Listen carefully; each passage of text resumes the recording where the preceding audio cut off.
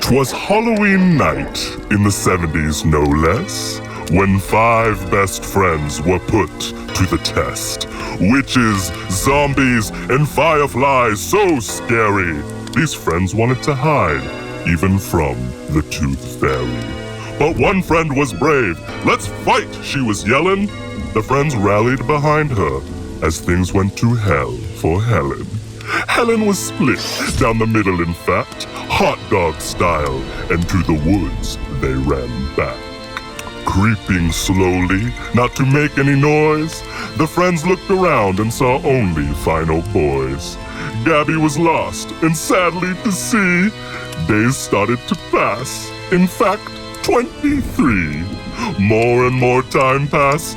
The boys farthest from heaven, perhaps been asleep, for now it's 2007. Gabby had woke them. Matt thought she had died. White streaks in her hair, he took her for his bride. Closest to hell that they've ever been, Ben exclaimed, "Let's just lean in." "Speak with the Dark One, be his subject. Alas, cast out." Ben was the devil's reject. "No more, I say with a laugh and a beer. These stories are fun, but let's just be here. Friends around a table, drinks in our hand. They're just bar stories, and boy, weren't they grand. The friends could share and scare all night, mixing different potions and finding new frights. And one last time, before we start to devour, I say to you, new friends, welcome to the Happy Horror Hour." Right there, Mr. The boogeyman is real, and you ain't found it. My worst dream come true. I'm everything. Don't you blame the movies? Movies don't create psychos.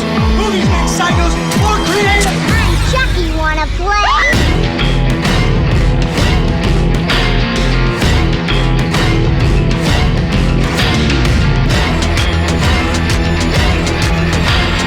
Be afraid.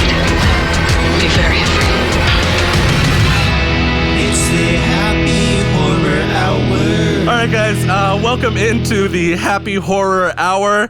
This is it. This episode is the Happy Horror Hour. Is this the culmination of our being? This is everything. Finale. Yes. Well, this is our finale. I guess technically you can listen to these in whatever order you want. But for us, this is... Yes. So if this is the first episode, this is premature ejaculation. This is our finale. They're like, fuck, like, really? It just started. Like, point to Matt.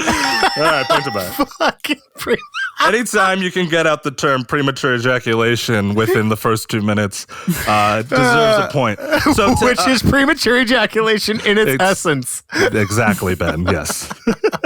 So thanks for explaining the joke, Ben. Oh my God. I got you guys. Negative point to Ben already. Hey, no. We are not doing that shit. It is not PG-13 episode. All right, guys. So this week we watched 4 bar-related films. They all had to have a bar somewhere in the movie or take place in the bar. It had to be prominent. The films that we watched were Feast, Frenzy, From Dusk Till Dawn, and El Bar, the bar for the U.S. title.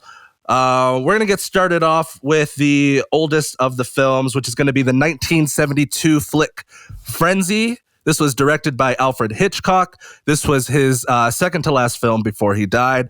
And I would say, just another masterpiece to add to Hitchcock's filmography. What are you guys thinking? Let's bring it in. I just think it was funny. Like, the movie starts out with this whole thing where they're like describing how they're cleaning up London and they're cleaning up the rivers and canals and stuff like that. And then there's a dead body that floats up. And it's like they're literally sitting there and he's like, and the rivers and canals are now clean. Starting now. Ben, I totally missed that, so I have to give you a point for that because that's fucking hilarious. I was like, he's doing this whole long speech about cleaning up the rivers and canals, and then a fucking body floats into frame, and I'm like, nobody's gonna? Oh, okay, nobody's calling this one. All right. It would have been even worse though if it's like, hey, only one body today. This murder, or there's a body found in the river. We move along and we finally meet our it's hard to say. I guess kind of our protagonist of the film, although I could argue Mrs. Oxford is actually that role, but we'll discuss that later. No, that's the hero. Hero of the film. Yeah, sorry. She's the hero. So our protagonist of the film is Dick Blaney, Richard Blaney, Dick Blaney. Well, we're calling them both on the show. Dick Blaney is down on his luck, winner who doesn't win. He comes down, he's living and working at a bar. So there's our bar tie-in. He comes down, he pours out of these great drop spouts. I've never seen drop spouts like that. Those were awesome. Those are awesome, and I need one immediately. I was like, in my house. Yeah. So he pours himself some brandy out of a drop spout, and for me, this is the domino, right? This is domino number one, and I can't say enough good things about films that do this. If he just didn't pour that alcohol, the whole movie doesn't happen. Like, just to see the mousetrap, to see what are those called? The Rube Goldberg machines? Like, Oh, yeah. This is the fucking first flick of the domino, is him just pouring that fucking brandy, and his whole life goes to shit. So this, for me, like, the bar was absolutely necessary because of that moment. Everything goes to shit from him. He loses his job. He goes and visits his buddy, Bob Rusk, who we'll call Uncle Bob. This is the killer of the film, our antagonist. He's an overbearingly nice guy. He wants to introduce you to his mother. He wants to give you a box of grapes, give you a fucking in on a 20-1 horse who's definitely going to win. There's Matt used a word in a text before I watched the film, so I'll repeat it here. There is a trigger warning for this film where there is a really drawn out, very dry, sexually advanced rape scene. I mean, a woman is cornered. This man it's Mr. Russ, Uncle Bob is all fucking over her, and it can get fucking hard to watch. And those are things in films, in any film, that nobody, if they're uncomfortable with, nobody should fucking be forced to watch. No merit of a good film outweighs your comfortability enjoying a film. So with that whole scene, I don't want to blow by it. I want it to be acknowledged that it's there. It fucking is disgusting. We absolutely are a fuck Harvey Weinstein podcast. We don't fucking stand for that shit. But we just stand for the filmmaking side of it. And I know there's an argument where you can't have it both ways. So we're kind of stuck in a rut here, right? I know that this was his second to last film, and it was late in his life. And I feel like this movie was someone, borderline swan song, trying to prove that they still got it. And he's the master of shock. He's the master of horror, right? Mm-hmm. So he had to do it again. And I think that he figured out how to do it. I think the fact that it's still talked about in 2020, like, you can still look up essays. You can still, like, this is something it was in 1972, and people are still debating the scene, how to feel about Hitchcock and all of those things. And so I think that the one thing I can undoubtedly say is that if you set out to make one of the most shocking scenes in film history, we're still talking about it. So I think that, mission successful. But obviously, this is out of all the films that I've watched this season, that's the one I've felt the most where I was like, okay, this people really, really, really need to be warned before watching this movie. Should we go to scores? We didn't even go through to the ending. Like, technically, we didn't talk about the most, like, iconic scene in the whole movie as far as the potato truck scene. Like, that's I guess we can mention that. About. I mean, I feel like we're on a subject right now that's bigger than the movie, bigger than just a step-by-step review. So I'm willing to discard a step-by-step review of the rest of the film to stay on a subject that's more important than the film. Yeah. If you guys are. Yep. I'm for it. Yeah, because I think all of my stuff can be addressed in my final thoughts. Absolutely. Okay, so Gabby, do you feel comfortable being the last person to say something on this, or would you like to be the first person to say something on this?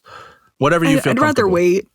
Got you. When you're watching it too, like, and there's a whole scene Zach kind of alluded to it. It's this potato truck scene where the killer basically dumps this woman in a potato sack with potatoes in a potato truck to be, like, taken off. So basically he's disposing of the body, and then he realizes that the pin in his tie is missing. And he's like, oh shit, like I have to find this. She's got it. And like he has to get in this truck and ends up driving miles and miles to try and get this thing.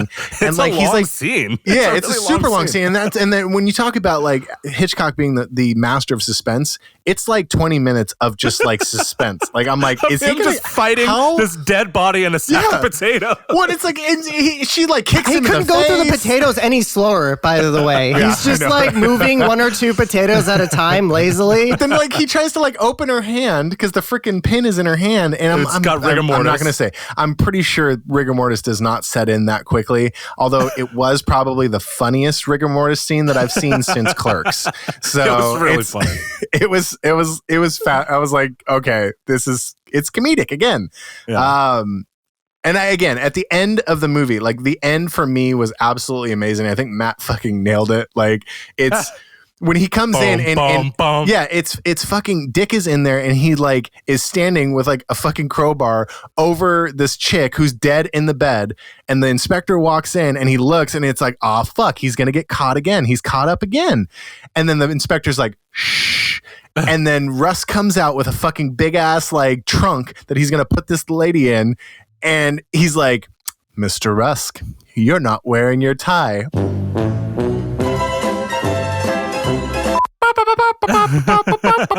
Like it was so fucking funny. Like I was like, damn, that was a hell of a way to end the movie. Yes. Which, So 4 stars. by the way, the question I will be asking for the rest of this show is, would this movie have ended better on the Curb Your Enthusiasm thing?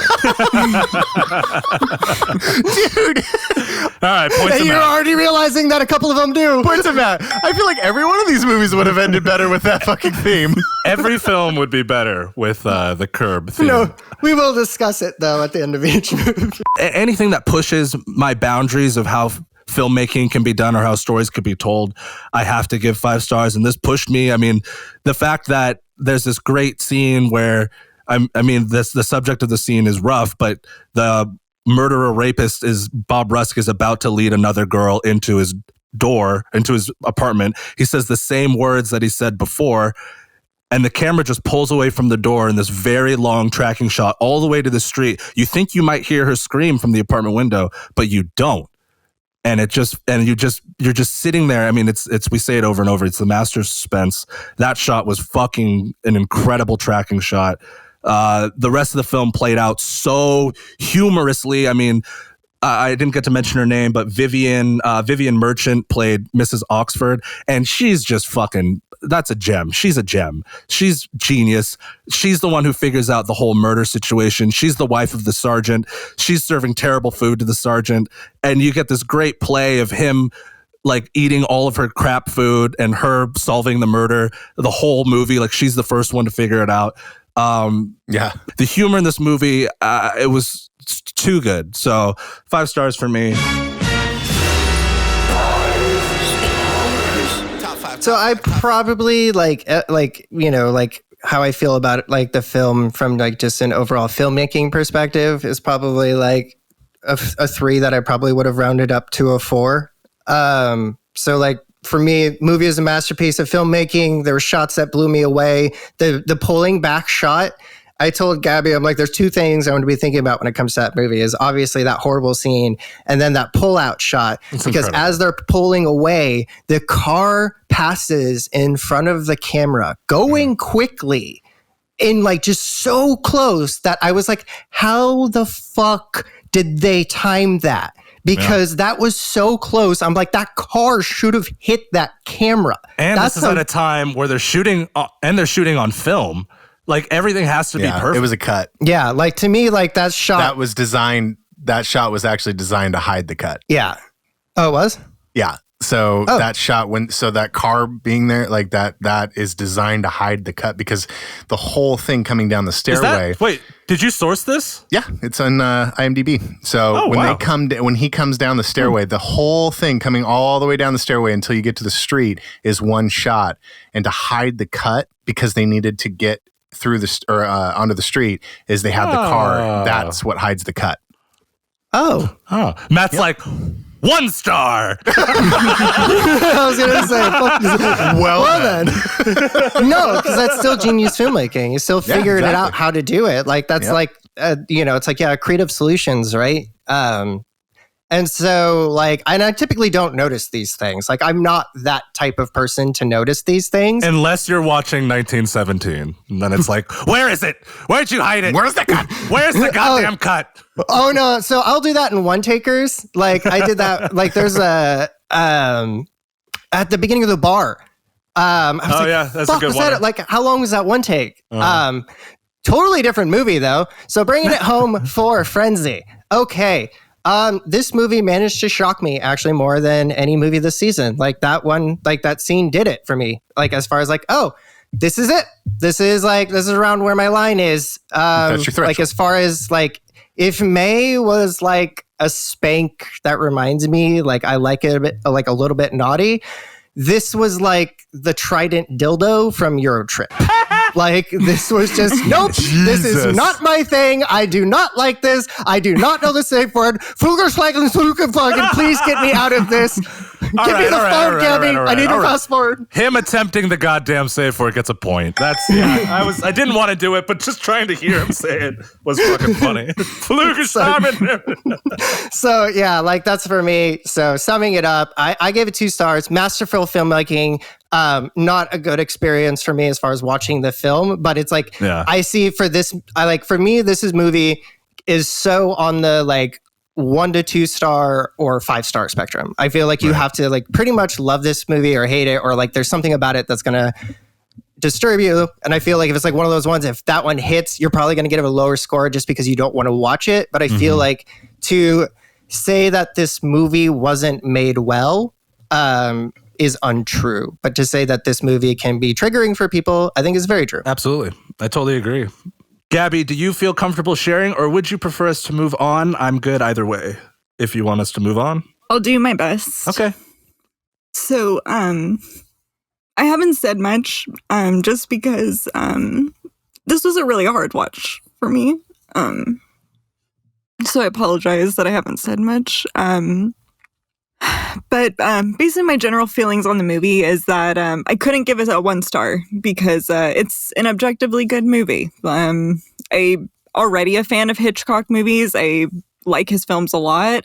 So a lot of what I saw was what I expected. I expected the good cinematography and a decent plot and weird humor. Like it's a very classic Hitchcock. It's very expected, I think. But the movie ended up at 2 stars, and probably to the surprise of nobody because of the scene. And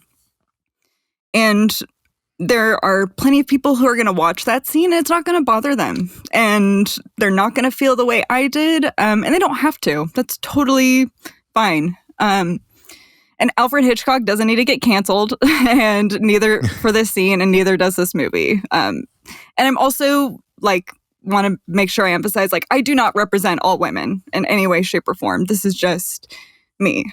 That being said, I've been able to tolerate and excuse sexual violence before on this podcast. But this scene was the most graphic and realistic rape scene that I've ever had to endure. Like, that's the only way I know how to describe it, is enduring. This scene it didn't feel like fictional, like Devil's Rejects or Halloween or The Hills Have Eyes. It feels different. It looked and felt real. He wasn't a monster or a mutant or some like crazy, he's not Otis. He's a real man that's cold and calculated, and he represents people that actually exist in real life. And there's a lot of subtle details, especially in the language that he uses, that separates, I think, this scene from any other like scene of sexual assault that we've had to watch this season. And it's supposed to feel real. That scene is intended to shock you, and it succeeded. I was horrified. That was exactly the point. But I think like the hardest part is like, it reminds me of what is a reality for women every single day, that type of violence. And it's something that women fear daily. right? Especially when you're alone or you're out in public by yourself. That is something we think about on it every single day. At least most women, I feel. And even if you've never experienced sexual violence yourself, odds are you have a woman in your life that has. That's how prevalent it is. So to end like my spiel, I don't want to like go on and on, but scenes like this are not entertaining for me. And it brings forth a type of anxiety and dread that I don't want in my horror movies. I prefer the ghosts and vampires and things like that. Like that's my, like this hits a little too real. So that's why it's a 2-star for me. There's nothing that I could say that I don't want to. You are absolutely heard, and I can tell you right now on the show that hearing you share that, it has changed my mindset in this exact moment on even how defensive I would be on the filmmaking style of this film, because it doesn't even fucking matter. And like, I love you. I'm sure fucking everyone else feels the exact fucking same way. And I'm sorry that we had to watch this fucking movie this week. No, like once again, like movies like this exist for a reason. It's meant, I wish I could watch this movie and it doesn't bother me. I would love to be able to just like not have to feel triggered, but it, for some women, I think it does. And like we said earlier, I think it is important to let people know, like, hey, by the way, like there's a pretty brutal scene in the beginning. Be careful. Yeah, for sure. By the way, people are still writing essays about this one. Yeah. Everyone take a 5. Take a 5. I wanted to address one more thing on recording because it's going to be a little jarring to hear a drastic shift in tone as the episode plays along between what we've just covered and, now then like laughing into Feast or Dusk Till Dawn or whatever movie we have on the docket next. And I just want to speak directly to any men out there listening, because there's absolutely pointless to hear me try to speak for any other gender than my own. All I can say after gathering my thoughts on it is accountability. And that's what you can enact today, is your own accountability and accountability for the ones that you know in your life. Hold yourself accountable, reflect on your actions. I know you didn't ask for this in this show, but this is just fucking life. And it's fucking real. And you have to fucking listen to women. You have to hear them. And don't push. Have patience. If they ever feel comfortable enough to talk to you, hear them. Do your best to understand, but you never fucking will. I promise you. You never will. Hold yourself accountable. Point for Zach. Thanks, Cabs. In case you missed it, we're talking about Feast, motherfucker. Woo! Here we go. Here we go into a movie that Zach does not like as much as he just presented. It was super over the top. Dude, I love, it was nice to kind of get a break in a movie that, well, actually all of our movies were kind of over the top this week, now that I think about it. Yeah.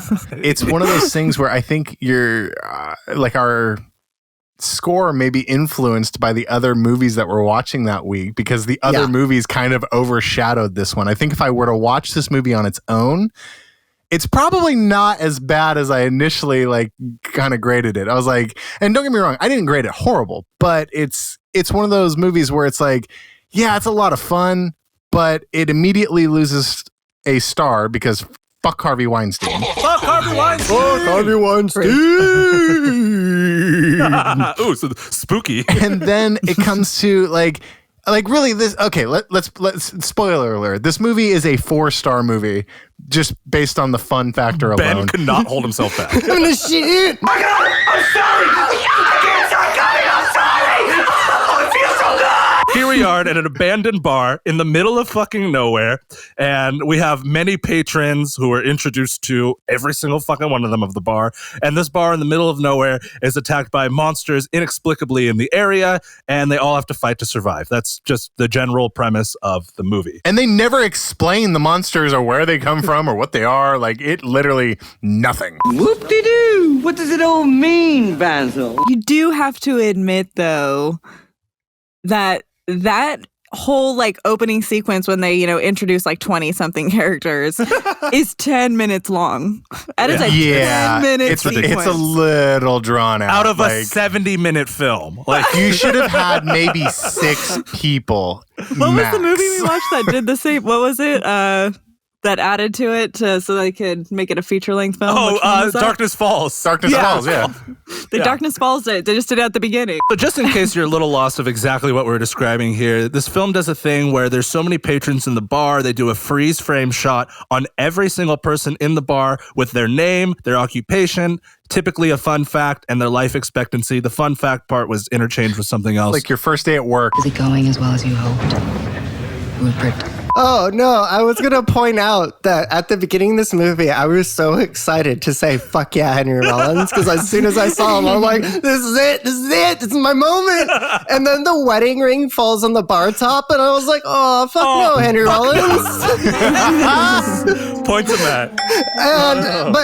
But later on, spoiler alert, I said, fuck yeah, Henry Rollins several times throughout this movie. So the balance, like the PG-13 episode, he did end on a positive, even though he's a cheating piece of shit. I told Matt, of course, like just in time for the end of the season to think of this, but I told Matt, I was like, this movie passes the Anakin Skywalker test. Yes! The Anakin Skywalker test. Point to Gabby. That's gonna be our litmus test for fucking. I'm telling you, dude. Are they willing to kill the kids? Are they willing to kill the fucking kid? Amityville 2, The Possession, needs to be bumped up a star because it passes the Anakin Skywalker test.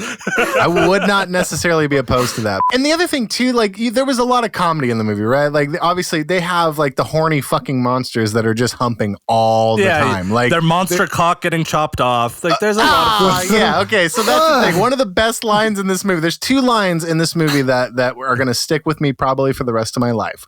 One is obviously the monster cock stuck in the door. And then it falls off and you have this monster's cock flopping around like a dead fish. Under the wheelchair. Under the kid with the wheelchair. And he's like spinning over it. Just one of the fucking weirdest things I've ever seen in a fucking movie in my entire life. But one that we are for sure going to continue using on this show is "You are uppercase fucked." That is one of my favorite fucking lines I've ever heard in my life. We are uppercase fucked. The lines that I wrote down were different. One of the ones that really got me were, the monsters are doing it doggy style. Yeah, that was like, what does that add to the conversation? So Henry Rollins. There's a lot about this movie. What does it add to the conversation? That's why it's so good. Henry Rollins at one point comes up with the idea that they killed one of the baby monsters, so he wants to hang it outside on a pool stick to show the dominance of the humans. Like, hey, we killed one of yours. These monsters end up pulling it off of the stick, looking at it, find out that it's dead, so they eat it, and then they fuck on a car while the alarm's going off, and then they shit out another baby monster. Like, dude, wait, and then the lady stops the car.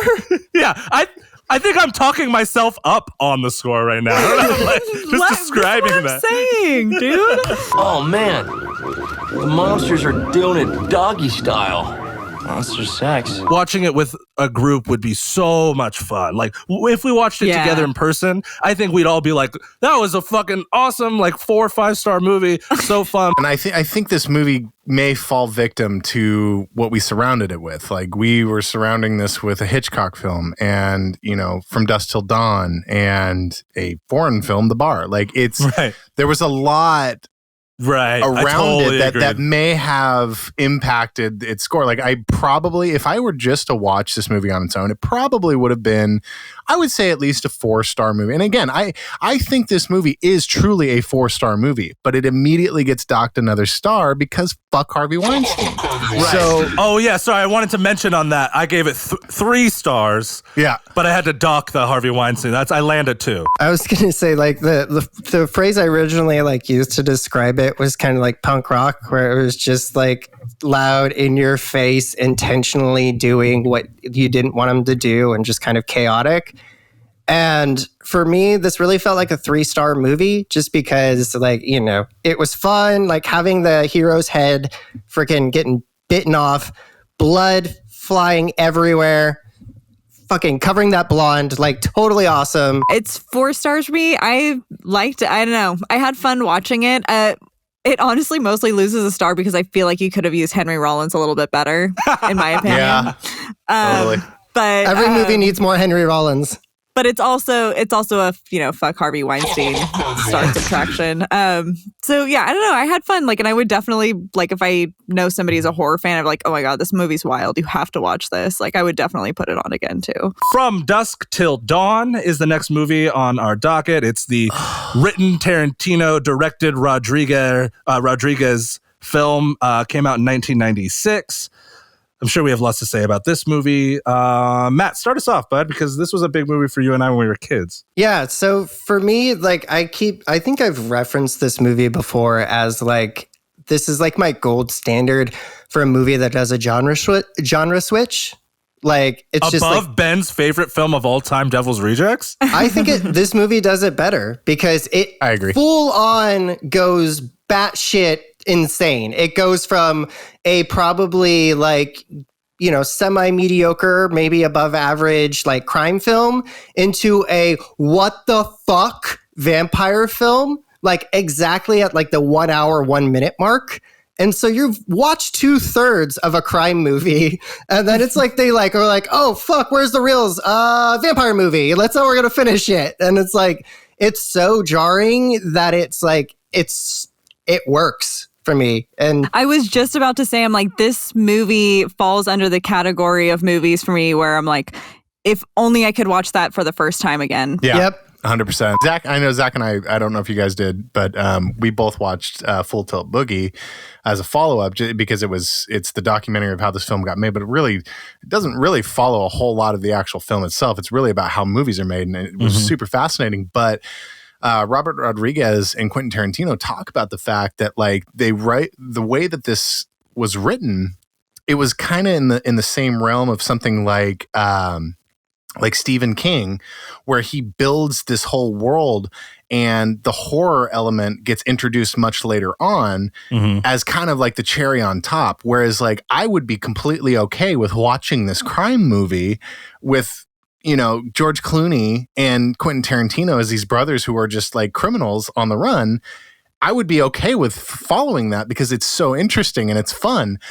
But then they introduce the horror element with the vampires, and it's like, holy fucking shit. Like, it is so fucking, like, just like, what just happened? Like, how do we go from this to that? I suggest you don't worry about this sort of thing and just enjoy yourself. That goes for you all, too. I wanted to catch you guys up on where we are in the film because we haven't really done that yet. In case you haven't seen the movie, we have these 2 brothers, the Gecko brothers. They're played by Quentin Tarantino and George Clooney. They are our bad guys. They're on a crime spree. There's a death count. Did anyone else get kind of a Devil's Rejects type of feel at the beginning of the movie? I literally told that to Matt. I said the exact same thing. I was like, this is totally Devil's Rejects before there was Devil's Rejects. Exactly. Like the fucked up family on the run. Tutti fucking fruity! Listen, there is no fucking ice cream in your fucking future. In this film, we got the 2 cool dudes just being super cool. They kidnap a fucking family. And, you know, the family is a dad and 2 kids. Of course, though, I can, like, see or hear Quentin being like, all right, man, look, man. Okay, look, there's this fucking, look, no. Look, there's this fucking pastor, man. Okay, there's a fucking pastor and he doesn't fucking believe in God. Okay, no, look, he doesn't believe in God. Have you been practicing this? He doesn't fucking believe in God, all right? This fucking pastor, he doesn't fucking believe in God, okay? So he's got to go with his fucking family, all right? And then his fucking vampires fucking show up, okay? And now he's got to fucking question his faith. It's just like, yeah, okay, it's I don't know. I like film criticism. If I wasn't a filmmaker, I'd probably be a film critic. And I'll read reviews. I've never read a bad review about a movie that I've directed that ever hurt my feelings. I either agreed with the guy or I didn't agree with the guy. All right? Sorry, I haven't finished the fucking plot of the film at all, and I'm going to do it really fucking fast. This pastor and his family get kidnapped by the Gecko brothers. They all have to go down to Mexico and wait at the Titty Twister. We see Cheech Marin about 100 times, and then they have to stay in the Titty Twister till dawn, from dusk till dawn, and somewhere during the night, all of the patrons turn into fucking vampires, and then they have to fight them off. I believe at the hour and 1 minute mark, Matt said. They fight them off. We get George Clooney and the Juliette Lewis, who did a great job in this film, to survive till the end. And we get this great reveal shot. The last shot of the film is pulls back from the bar, and it's just this gigantic pyramid that leads up into the bar, which I was actually more interested in that concept. Yeah. I was like, oh, now I kind of want to watch the sequels because that's kind of fucking cool. It gets me every time when they do that. I forget about it, and then they do that fucking pan out to where you see the bar, and it's like all of a sudden you see this massive like Aztec fucking temple that's underneath it and goes, it's like huge, and it's like, holy shit, how many fucking vampires are actually in this thing? Like, this is insane. Right. Guys, I got this. So as they're panning out, right? They're zooming out.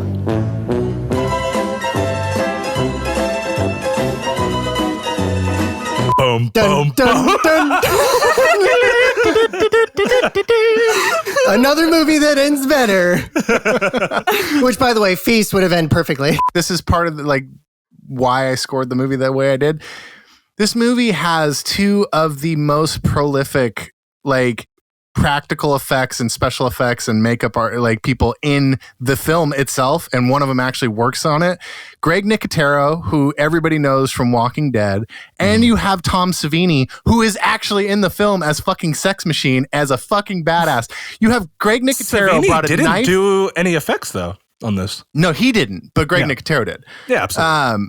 So Greg Nicotero and Tom Savini are in this scene together, and Greg Nicotero busts out a freaking knife, and Tom Savini pulls out his cock gun. And that was in my head, I'm like, was that Desperado, right? Yes. Yes, that gun was in I love Desperado, that movie. which is another Robert Rodriguez film. But in my head, I was like, is that Tom Savini literally showing his cock to Greg Nicotero? I'm the better special effects guy. Was that what that was? It's a flex. Yeah. A flex. It was a soft flex. Are you flexing again? No. You look like you are. I'm not flexing right now. You are. Yeah, I always am. And you need to take some time out of your day and work on your body, because it's an embarrassment, bro. Ben talked about Tom Savini, so I just wanted to say my one cheeky note that I wrote. Did anyone else see Savini change and think, oh, well, that's an SOUS, a Savini of unusual size? Right? SOUSs. Guys, come on. I love you for making a deep cut Princess Bride reference. And I'll just give you a point because I'll take it. Matt, you're a piece of shit. I want you to know this right now. You're a piece of shit. Do you guys have to confirm it? Is anyone going to confirm him? Absolutely not. I'm not confirming that. That is gingivitis at its best. All right. SOUS. All right, point gone. Wesley, what about the ROUSs? Rodents of unusual size? I don't think they exist. Definitely one of the funnest movies. It's just it's batshit crazy.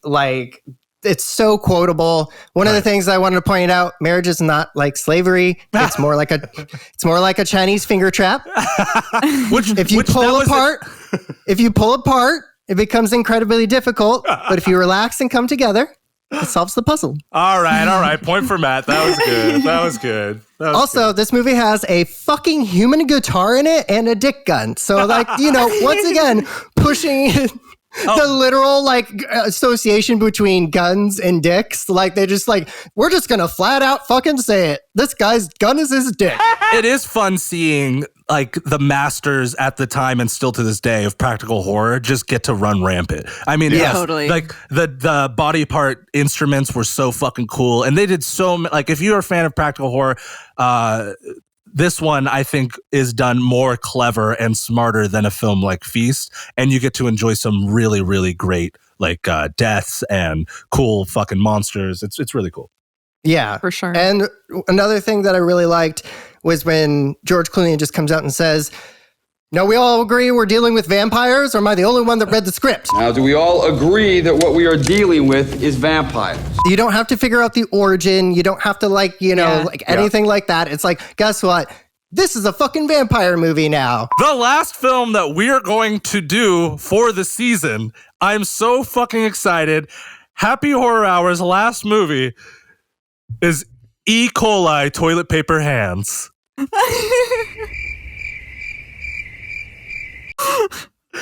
Right? E. coli toilet paper hands. Guys, it was a misdirect. There was a subversion. I built up in pre-production that I wanted the last Happy Horror Hour movie to be at the bar because the movie was called The Bar, but then it was, guys, good night. I can't wait till we get to do this as a video medium. Like, I'm so... At what point does something so bad become so good? I don't know how to even react. That is a 1-star or a 5-star job. That is literally setting the bar real fucking low. I thought that was pretty fucking dead on, but we'll get into it. It was actually pretty funny. I'm not gonna lie. We're talking El Bar. We're talking The Bar. This is a Spanish film from 2017. And it was just a really great reminder for us to watch more foreign films. You know what's funny though? Like when I see like El Bar, I just think of a white person saying like, excuse me, hey, hello, where is El Bar? Do you understand the words that are coming out of my mouth? I just want to make it clear in the plot line of the film, and then you guys can go crazy with it. Oh, you figured it out? So there's this great one-er shot that we get to open the movie. Our lead actress, Blanca Suarez, walks into this bar. There's several patrons there. There is not a separate frame still introduction for every patron of this film, so I'm not sure if it gains or loses a point over that. But we don't get introduced separately to everyone in the bar. So they're all in this bar. It's bustling. Life's moving. You can clearly see outside. Life is fine. Everyone's just kind of going about their day. It's a really busy. It's busy in downtown Madrid. And then one man leaves the bar.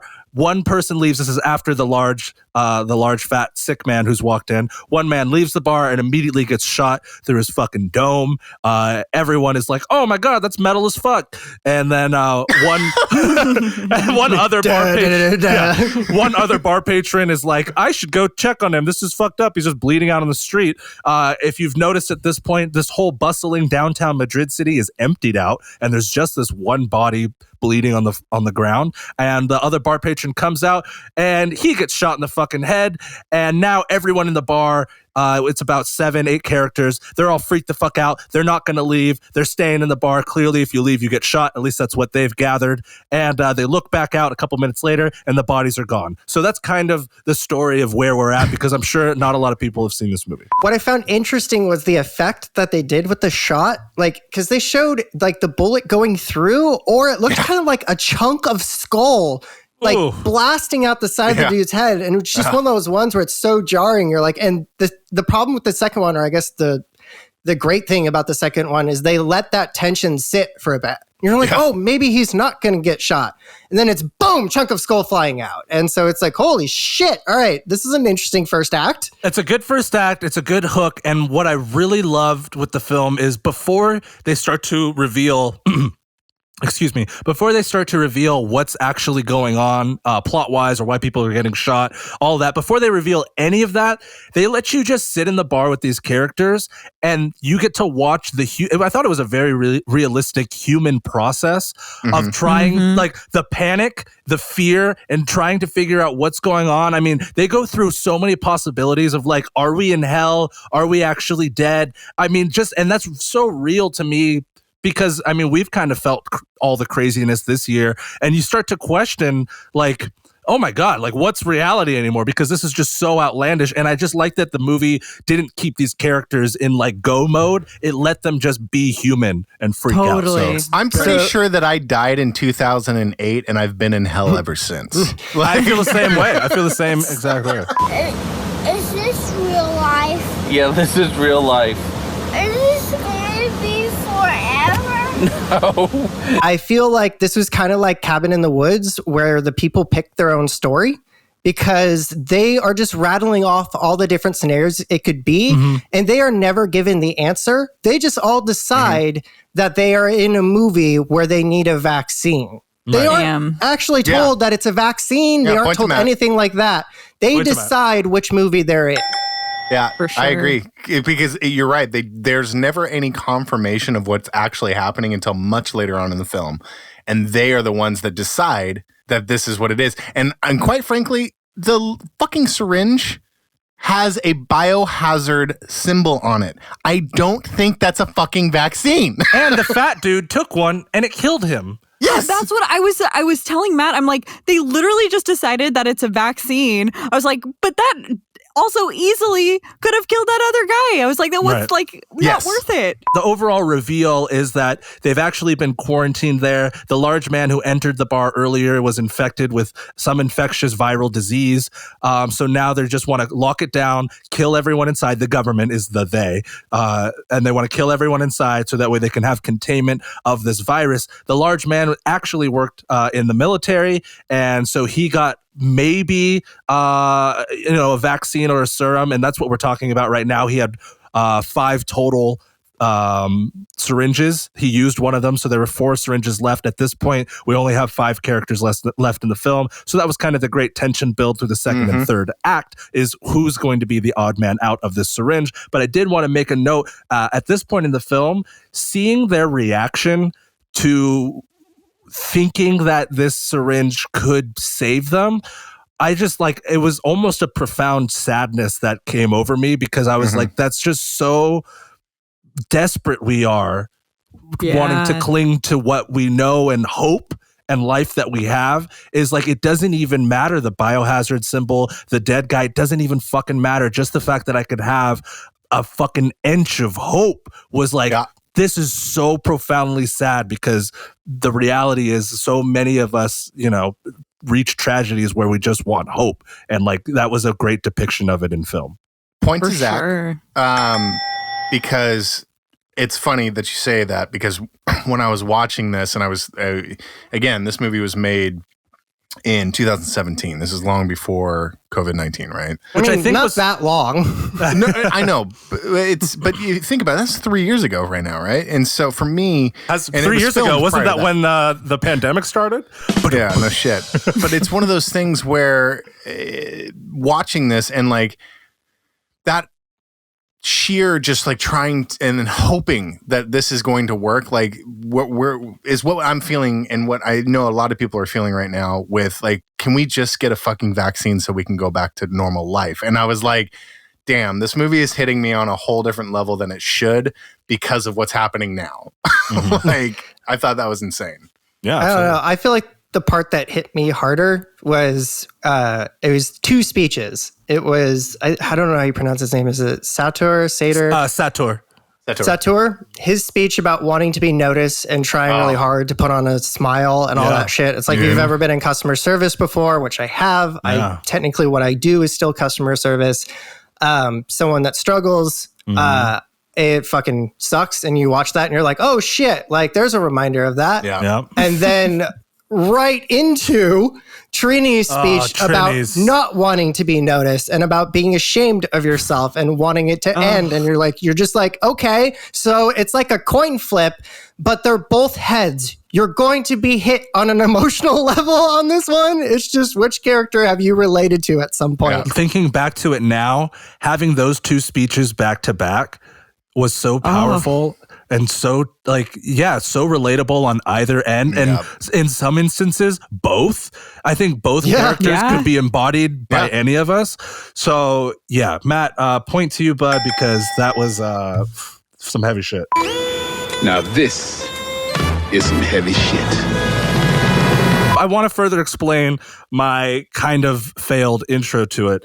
They're trapped down below. The government has set fire to the bar above where 3 other patrons decided that they hadn't touched the infected body and they wanted to stay up above in the bar. So the government comes in, they burn it all down. There's fire raging above them. Luckily, our 5 main characters are stuck down below, and one older woman becomes so very anxious, which we've all been there in that kind of anxiety. Yeah. She can't breathe. I mean, they offered her a bag of corn chips to breathe into, and she's like, what the fuck is this? I'm dying.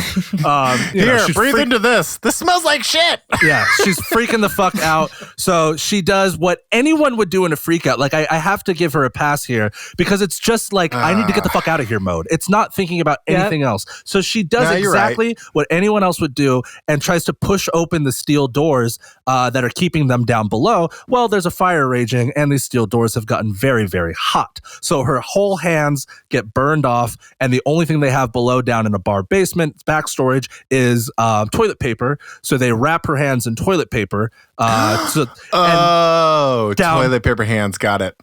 Jesus Christ. And I'm then just down with the idea. and then down below is just a sewer filled with shit, and that's like their only way of escape. Hence E. coli, toilet paper hands. Didn't land as much as I wanted to, and any joke that needs to be explained wasn't a good one. It's a bold strategy, Cotton. Let's see if it pays off for him. So there's a couple things, right? So we talked about the sewer opening, right? And like how small it is. And they have Blanca Suarez's character go down because she's the next skinniest person to try and go down because they drop the syringes down through this hole. They have to get it so that because that's their cure, right? And as she's going down, she like her legs and stuff are getting like shredded, and she's bleeding and stuff. And then she falls in this shit water. Wait! Before she falls, she says one of the most gruesome lines I've heard all season. She says, "My skin is tearing," and the word tear. Dude, my skin is tearing. No, like, you put that in any horror movie, and that's like a mouth, like jaw dropper. Oh, and watching it, like, it was brutal. The slow process, they take their time when they're trying to push them through the hole. And all I could think too, I was like telling Matt, I'm waiting for somebody's ribs to snap. I was like, that's going to happen, isn't it? Somebody's ribs. I thought an eyeball was going to pop out, honestly. Yeah. Like, I was like, somebody's going to have an eyeball pop out of their skull. Like, it was it's like, even with Israel, like when they were pushing him down, like, you could see like his head back up. Yeah. I almost thought they were going to rip his head off. I'm like, is that possible? I was like, I don't know how this is going to work. And From Dusk Till Dawn, it is. Yeah, no shit. But like, so they go soft. In. And they push her down, and she finally falls through, and like she has now open wounds, and now she's fallen in shit water. And I'm like, well, if she wasn't infected before, she definitely is now. Like that's disgusting. I said that to Gabby too. I'm like, she just like open wounds into sewer water. She's dead. Like either way. No, everybody, dude. Yeah. Everybody goes and swims in that sewer like it's a goddamn swimming pool. And it's definitely not. I'm like, everybody's mouths are open underwater and stuff. I'm like, I can't get past this. He opens his eyes underwater. I just want to wrap up the film really quick, and then we can go wild after. All 5 characters get down there. There's only 4 syringes. One has been taken by Israel, the homeless man, who could just be there for symbolism. And then there's 3 syringes, 4 people left. And the whole third act is just a moral battle between who gets who gets to survive and who doesn't. At the end of the day, we actually this is a great final girl movie at the end of the day, which is awesome. Blanca Suarez ends up crawling out of a manhole, which I'm sure we were all yelling like, just push the manhole cover open, it's not locked. I know that they just go up, like just get out of there. So she crawls out of a manhole. She gets someone gives her a coat, And she's kind of looking like Israel at the start of the film, going by unnoticed, unrecognized by someone who does know her, and just kind of walks out into the crowd and maybe alludes to, it's cabin fever style ending where she's now just infected the world, or cabin fever style ending, which I wanted, which was her coming out of the manhole and being like, I fucking made it. And then just shot the shit out of, and like right back down into the hole.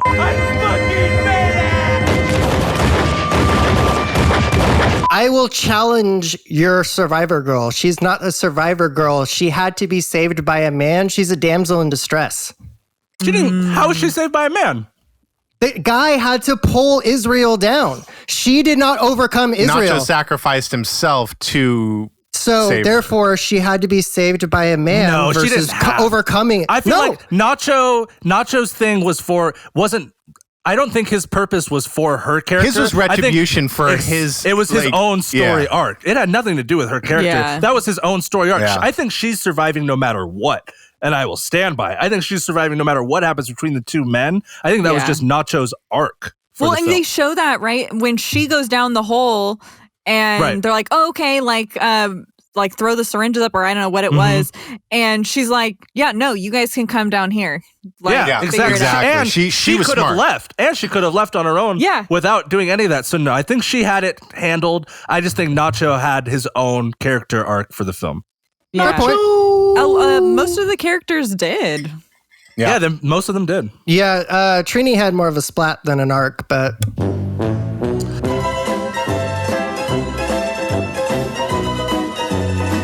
Oh.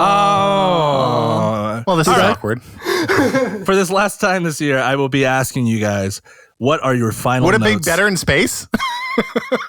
God damn it, Ben, you talk over like every fucking one. I'm gonna have to fucking mute you on this whole thing. What are your final notes and scores? Say it again, Zach. You got it. For the last time this year, I'm going to ask you, would this film be better in space? Now do it again, but with feeling.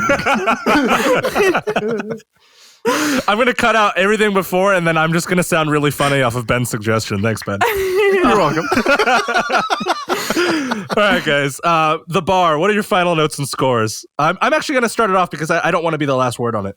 I originally scored it 3 stars, and I scored it 3 stars on purpose because I did like the movie, and I didn't know if I loved it, and I wanted to talk through it with you guys and just kind of be reaffirmed on the things that were great about it. And I think all 3 of you highlighted some really great parts in that movie where I was like, you're all right. It is 4 stars. Like, it really is. It's a great fucking film. I want to shout out the director, Alex de la Iglesia, who apparently directed a film in 2013 called Witching and Bitching that's supposed to be really, really fun. So hopefully we can get that on the show next season. For sure, dude. Yeah. I saw that too. And I tried to get Gabby to watch that years ago. Yeah, it has Jaime Ordonez in it too, who plays Israel. I'm down to watch that for sure. I would be down to watch that for sure. I think we can definitely find somewhere for Witching and Bitching next season or any season after. So anyways, 4 stars for me.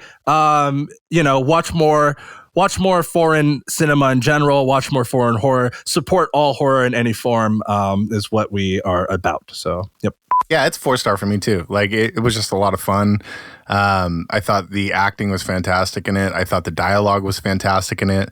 There was never really a moment where I sat and thought like, I'm not in this. And like really the only reason it didn't get 5 stars was like, it didn't have that wow factor to me. Like it was kind of one of those things where it was like, it's been done kind of before, you know what I mean? It wasn't like super original, but it was fun. And like, I had a good time watching it. So yeah, 4 stars for me. For this movie, like, I feel like I could have watched the first act as like a 10 episode mini series on Netflix. Oh yeah, totally. Yeah, like just the dialogue and a constant mystery of what's happening. It was like that's why the first act I was like, this is 5 stars. Yeah. Like there's no way I'm gonna be able to come down on this. And so I kind of like tried to figure out like, how do I feel about this? And I was trying to figure out why I couldn't give it a 5. And Zach, you actually helped me figure it out.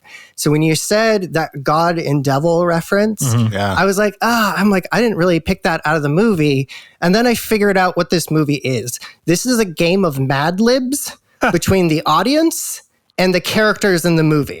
So they're filling in some of the blanks, we're filling in some of the blanks. And the problem is, it's like every game of Mad Libs, there's always one asshole that goes, dick poop. And then it ruins everything at the end. And it didn't deliver. It was so fucking, like, everything was so good. And then it ends in a boring, hard to follow chase scene through a sewer. I don't want to see that. It's just the movie fizzled out so hard. It was so disappointing in the sense of just kind of like how my review is right now. 4 stars. Gabby, the final girl with the final review. So I also gave this movie 4 stars. I think the only thing I can really highlight that you guys haven't covered too much, I would say, is the first half of this film, like, it is really, I can't emphasize enough how funny the dialogue is and how entertaining the whole, I was telling Matt, watching them kind of talk and the dialogue and then the way that they're acting, it reminded me of like drama class, right? It kind of reminded me like the way that it's staged. Them cheersing over lingerie and fascism and then pulling out into another conversation is it's all very fun. Yes. Yeah, and so we all have our kinks, right? Yeah, everybody has their kinks. That is just another reason why that movie, I think, got amplified on top of what you guys said. Like, that's why that movie got even amplified for me as well. I love a horror movie that can also make me laugh. So yes, absolutely. Star rating? 4 stars. Got it. Boom, we collectively agreed on that.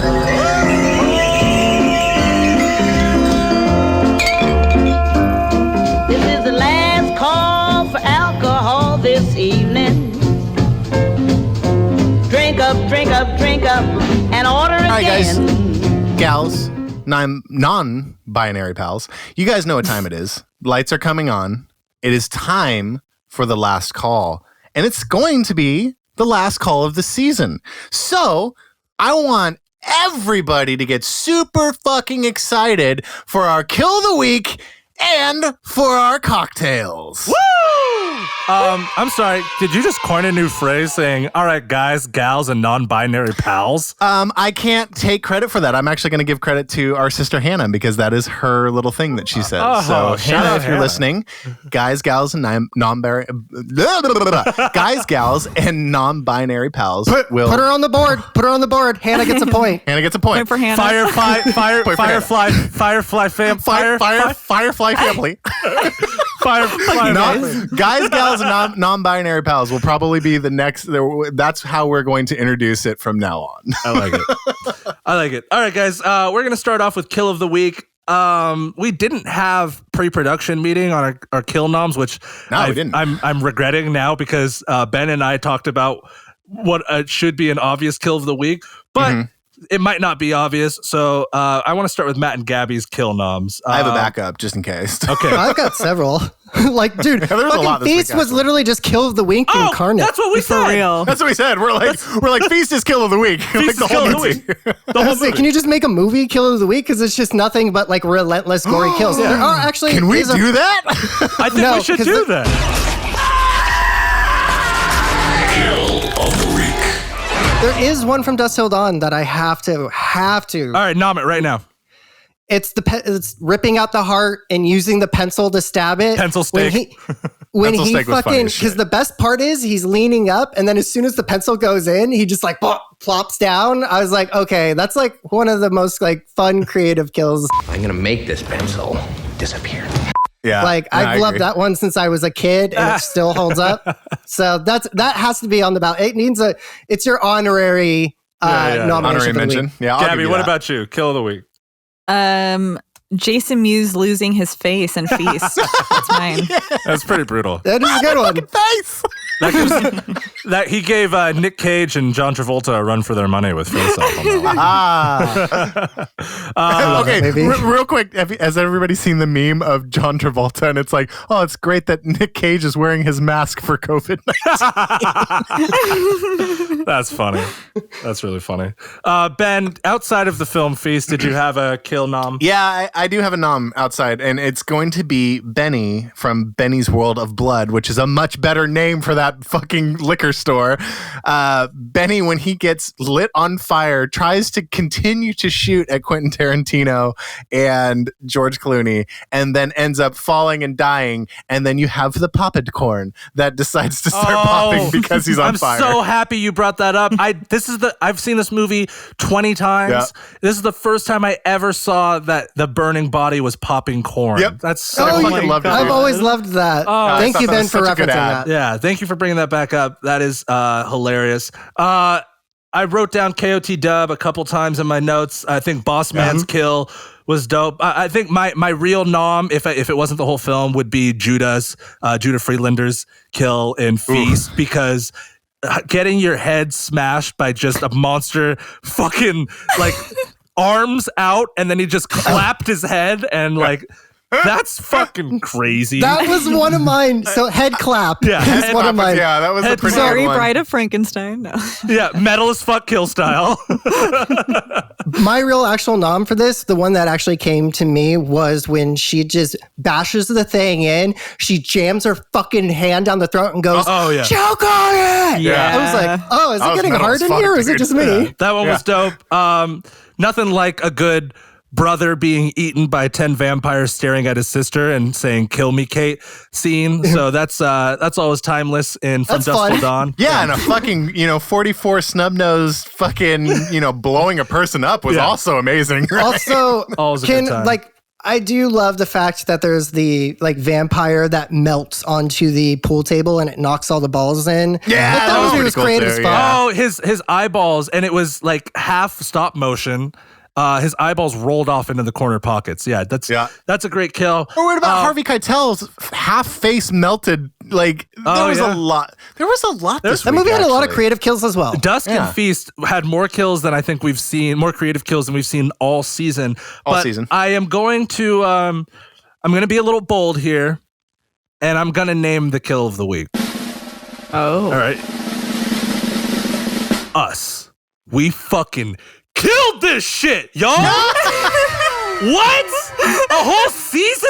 Are you fucking kidding me? We recorded a whole fucking season before releasing? Yo, we killed it. Kill of the week of the year. What's up? Point to Zach. Hell yeah. Making sure that I don't come from behind at the last minute. Fuck, it's closer than you would imagine. All right, so I'm moving us into the final section of the week segment, whatever. I'm too excited. I'm too jazzed. It's just right there. We're so fucking close. And shit. Yeah. And I'm going to try my best to not fucking bend this up, but, and just give you the good stuff right away.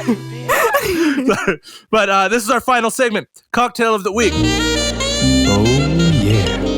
Give me that cocktail of every the week. week. Or every show, we try to build you a horror cocktail within the genre that we've made or put together, or the topic we've put together. And this week, it's going to be the Happy Horror Hour. It's really up for interpretation. This is a very bar-heavy week of cocktails. Hopefully, through this process, by the end of this show, whenever the run is over, we'll have built you the best horror cocktail ever with every ingredient that we've found out there. So, who's feeling spicy to go first on Cocktail of the Week? I mean, I don't feel bad going. All right, let's do it. So for this one, I'm like, all right, I'm going out. It's the last one. I may not, who knows if we're ever going to get a chance to do a season 2. So I'm like, you know what? Fuck it. I'm going to try and push the line with this one. Yeah. So I always like doing shooters, and since this is the end of the season, instead of doing one that might be fun, this one is a challenge. And so what you're gonna do is you're gonna fill a shot glass about 3/4 of the way with monster batter. You're gonna add a few drops of sketchy antidotes or alibis. You're gonna gargle. You're gonna swallow it. You're gonna chase it with some Chongo beer, and that's the 1-star mouthwash. I love it. He gets a point, but I just want to say really quickly, maybe we brought it up, but I'll reiterate it if we didn't. In Feast, the monster actually mouth fucks a woman, and she spits out his monster load. I mean, just... No, she doesn't spit it out. She pukes it out. There was so much of it. I'm gagging right now. Please stop. Crazy fucking movies that we watch this week. Yeah. Who's feeling second in cocktail? Oh, by the way, who's feeling dirty? I gave Matt his point. He earned it for me. Yeah, Matt, you earned a point. I love it. Was it gargle or swallow? That's so good. So I got another kind of gingivitis-y one. Yeah. So mine, there was in every single movie we watched, this was present. And my cocktail is quite simple. It's not technically a cocktail. 1 shot of whiskey to wash away the trauma of being accused of murder, having your kid snatched by horny aliens, someone trying to kill you in a sewer, or shooting your goddamn shit-sucking vampire of a brother. And that's it. Yeah, I love it. I wish we could all take I wish we could all take a shot of whiskey right now. All right, my cocktail of the week. You're going to want to build in a tin, grab a jigger to measure it out. You want to do 3/4 ounces of green chartreuse, 3/4 ounces of lime juice, 3/4 ounces of maraschino liqueur, and about 3 ounces of gin. Just shake the shit out of it with ice, probably fine strain it into a coupe, and then just drop a Luxardo cherry in at the bottom. And that's how you make a last word. That is the last word cocktail. It's actually one of my personal favorite cocktails in the world. What? And I wanted, that's good. And that's really, that's a real cocktail. I wanted you guys to have at least one real one. Make it the way I just told you, where it's gin heavy. Other recipes will tell you equal parts, but fuck that. We like our gin Jovitis here. So that is the last word. Wait. Here's the thing. That's the last word.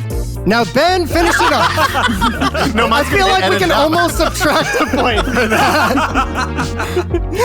Well, I knew you guys were going to give me shit for just making a real drink. So. No, I actually really like that. No, you did it right. Ironically, Gabby had one that is an actual drink, something that you can actually drink. Zach had one that it's an actual drink.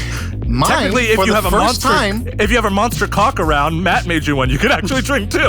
For the first time, I actually made a drink that you can technically make for real. And so what you're going to do for my cocktail this week, it's not really a cocktail.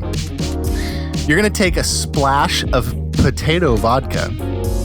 You're going to do a dribble of Jameson from a burnt bottle.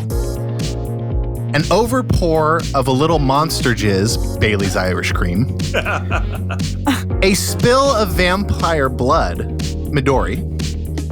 And you're going to pour the bar mat into a double shot glass, and that's how you get the Happy Horror Hour Jersey Turnpike. Oh! Wow. Point for Ben. Point for Ben. We all brought it this week. I love it. Ben and I, of course, mentioned Monster Cum because we couldn't let that one sit. I couldn't leave it out. All right, so I'm not sure if I'll get this used in the edit or not, but this is the last episode we're going to record for the season before we try to package this all up and get it out to you, whoever you are listening to this right now. And I mean, like, we're ramping it up. This is the final send off, the final goodbye, and my fucking internet got pulled out right beforehand. And so we had to let all of our files upload. We record remotely. It's all on the internet. So it was like a 30-minute interruption before literally just signing off. Which is just like a premature benjaculation of I was going to say, your internet pulled out, unlike the little monster that... Ben! Yeah, I'm going to bleep you on that. Jesus Christ. But I don't know. This is a big moment, and it's one that we can kind of all settle into. You know, this right now, this second, and I'm talking to my co-host. This is for us. This is, take it in and take a breath and take a second, because we just made something and we finished it and saw it through.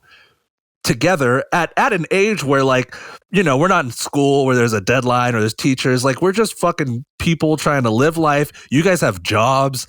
There's a pandemic going on. I mean, there's so many factors into making this happen and seeing it through that I just wanted to have that moment, make it very clear. Like, I'm fucking so proud of you guys. I'm so fucking happy that we did it together. What's on your mind right now? I mean, this is it. We're living it right now. What's on your mind? When do we get to season 2? I was literally just about to say, see you next season. All right, peace out. Let's do it. No, seriously. Fuck, that's what I want to go on. See you next season. I absolutely, I love the excitement for next season. I definitely going to need some time off because, oh my God, 60, what was it, 50 something movies, 60 movies, horror films? Dude, I still have to go back and watch Deliverance and Regnet Zombies. I'm going to be watching Deliverance and the original Hills Have Eyes over the off season because I have to finish out the first season. I think it was like 55 movies because of the 9 spot we put up in Rob Zombie and the 6 spot we put up week 1.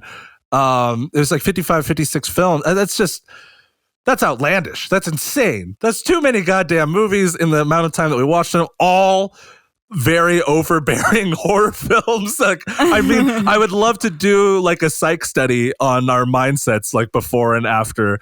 And like, if we just have to be so desensitized now. I think what's interesting is like traditionally podcasts will do one episode one movie an episode per week. Yeah. And now I know why. For real. Because when you watch 4 of them and then you talk about it and then you watch 4 more of them and then you talk about it, you start to slowly die a little on the inside. Ben, what's going through your head, man? End of the season. Any last thoughts? Any wrap-ups? What are you thinking? What are you feeling? Yeah, dude, I'm fucking excited for season 2. Like, honestly, like, fucking let's get to it. Like, fuck a break. Nah, really, we do need a break. But, like, I'm so fucking excited to be done and, like, have something that we actually finish. Like, I think I speak for all of us. We all have trouble with seeing things through to the end. Oh, yeah. Creative projects? Creative projects are tough to get Creative through. burnout is real. Yeah, exactly. Yeah. And I think that I'm so fucking happy to be like a part of this and to be able to make it all the way through this entire first season. And truly to say that we have season 1 fucking locked down, cocked and ready, and we are going to fucking drop it on these people, and it is going to be so much fun. I am so looking forward to season 2. You know, to be honest, I haven't been able to really sit down and watch movies in a really long time. And in this experience, I fell in love with movies that honestly really like made me appreciate horror on another level. Like, you know, obviously Bride of Frankenstein, as I've like said all season long, and getting to relive things like Satan's Little Helper with Matt, and getting to experience new things together and talk about it. And I end up learning that I have a brand new favorite movie. You know, I never in a million years thought a movie from the 30s would be one of my favorite movies that I've watched, you know, in the last few months. And like, it's so nice to get to experience movies again and enjoy it and do it with people that I love. So, I totally point for agree. Gabby for melting us all on the inside. Hey, point to Gabby. Wait, are we giving points at the end? What? Matt, give me your, dude, Matt, fucking me and you, bro. CLP, dog. Like, we fucking have made shit since we were kids. Like, this is everything aside, the people in the chat, the potential audience. This is crazy, dude. We fucking got to come back together and make something again. So that's actually what I was going to call you about after this. I was going to call you and say, like, this was the first project I do believe that you and I creatively have finished together. Because I'm pretty sure even the scripts that we performed in front of people, paying audiences, surprisingly, were never finished. We always ended up improvising the last part because we couldn't be bothered to fucking rehearse it. So I think it's awesome that we found a show that we don't have to rehearse. But a show that's only improv. and the thing is, I don't know if I ever called it out before, but it was like, to me, it's like, it was when you reach out to me and you're like, how cool is that? And I was like, oh fuck, we're about to finish something.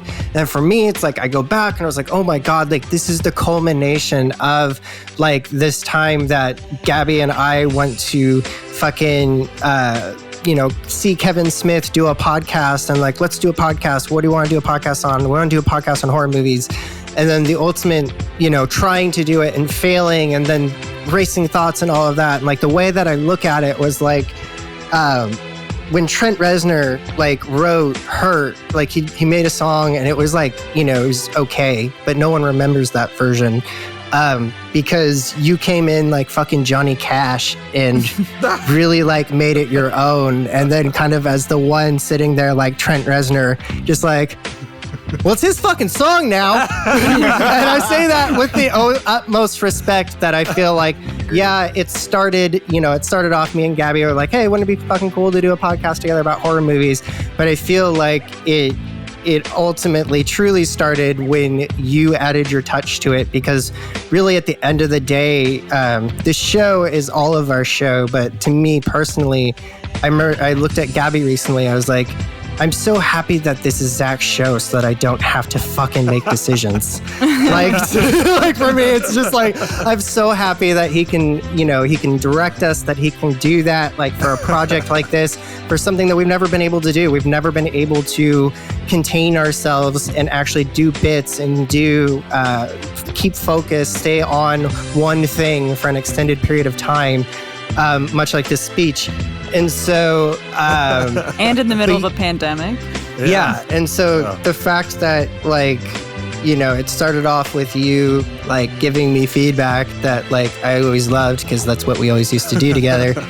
And then it turned into, it's like, hey, we should fucking do this. And I'm like, because I'm like slowly trying to trick you into doing a podcast with me. Because this is LA guy, too cool to do a podcast with me.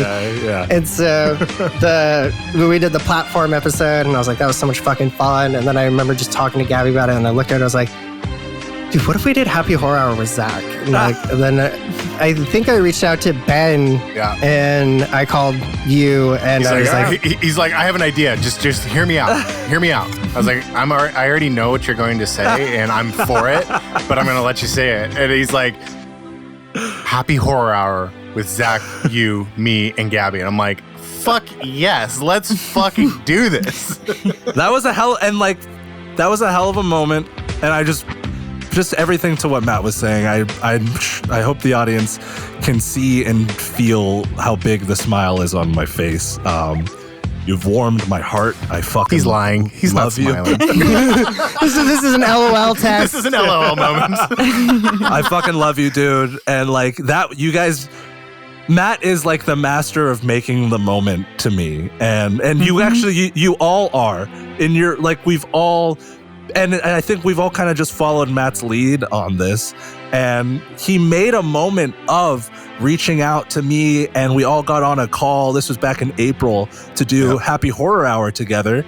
And at the time I was like, why is this such a big deal? Like, I didn't get it at all. I was like, why is it like we're doing like we're going to bring you into the fold and like this is going to, and I didn't get it.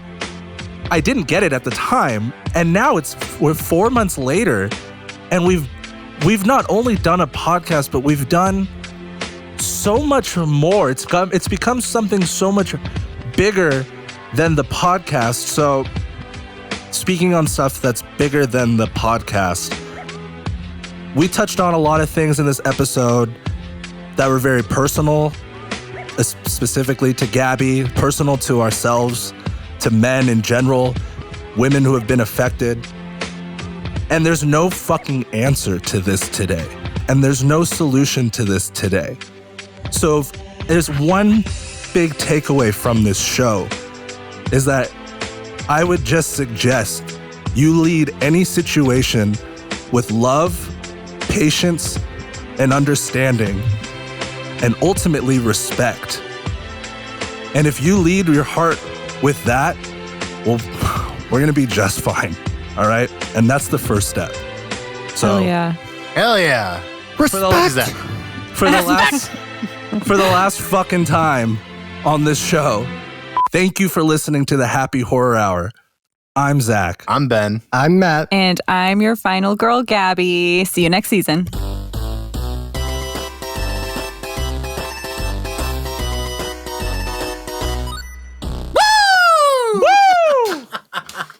Way to go, Gab. That was fucking awesome. I love that. Meat packing. Oh, shit.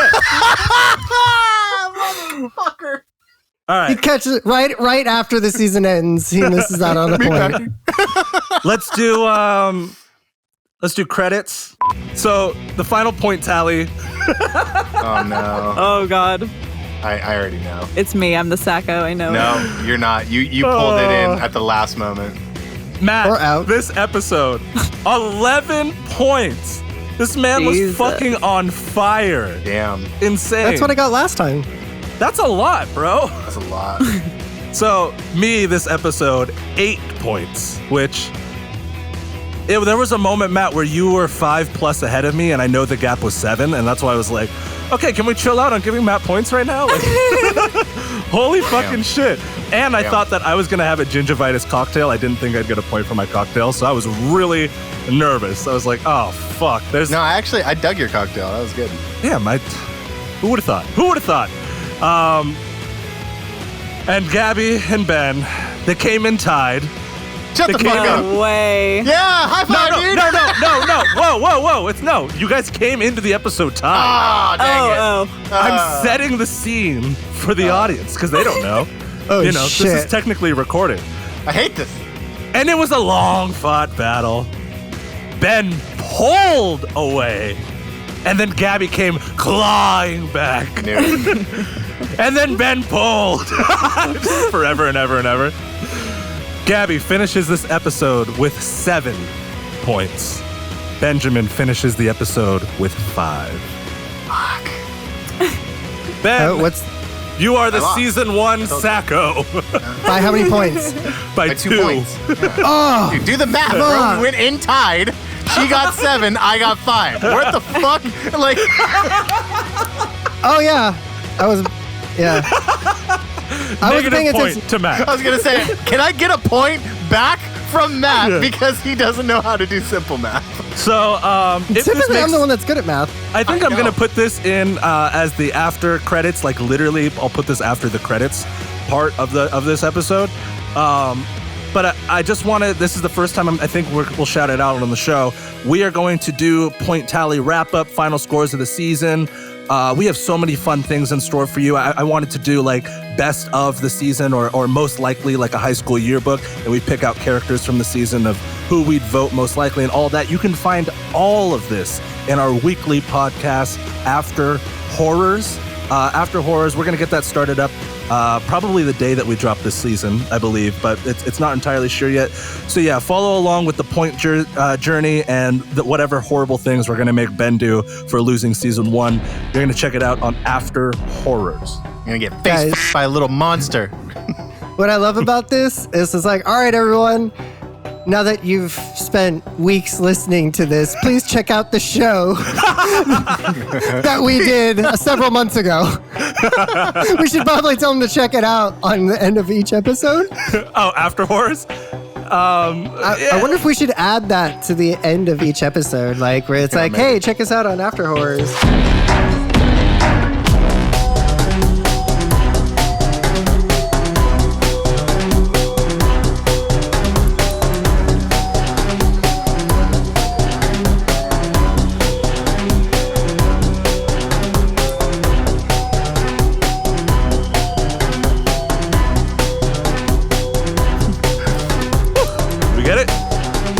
Have to edit out the fact that you're like, excuse me. Or I'll keep it. Or I was saying it's almost better if he keeps it. Since he's like already relentlessly in the lead and it doesn't matter, I'll give a point to Zach for that one. That was very creative. I love it. No, absolutely not. I do not confirm point. I'm tired of Zach earning points on this show.